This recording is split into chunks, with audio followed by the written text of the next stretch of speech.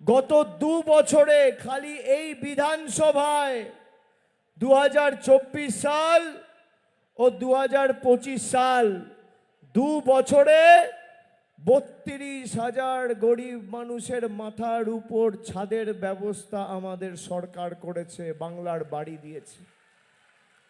খালি ক্যানিং পশ্চিমে এখানে প্রায় 85,000 মহিলা প্রতি মাসে লক্ষ্মীর ভান্ডার পাচ্ছেন। প্রতি মাসে 2 তারিখ 4 তারিখ 5 তারিখের মধ্যে খালি ক্যানিং পশ্চিম বিধানসভায় 85,000 মহিলা।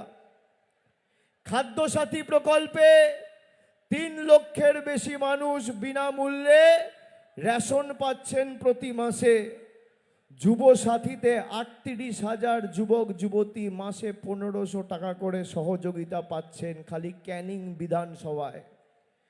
ক্যানিং বিধানসভার অধীনে গত 2 বছরে প্রায় 127টি রাস্তার নির্মাণ সংস্কার করার জন্য 80 কোটি টাকা খরচ করেছে আমাদের মামাটি মানুষের সরকার। এখানে তৃণমূলের আমলে ক্যানিংয়ে 3 কোটি টাকা ব্যয় করে তৈরি হয়েছে নেতাজি সুভাষ পার্ক। নেতাজি সুভাষচন্দ্র বসুর মূর্তি বসানোর পাশাপাশি এখানে তৈরি হয়েছে মুক্ত মঞ্চ, রয়েছে সেলফি জোন, তার সাথে ফ্লাড লাইট থেকে শুরু করে ফাউন্টেন থেকে শুরু করে সাউন্ড অ্যান্ড লাইটেরও বিশেষ আকর্ষণ। প্রায় 12 কোটি টাকা খরচ করে উন্নত মানের গ্যালারি সহ স্পোর্টস কমপ্লেক্স বা স্টেডিয়াম তৈরি হয়েছে এখানে।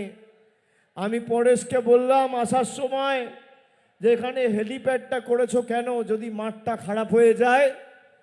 বলল দাদা নিচে প্লাস্টিক পাতা রয়েছে।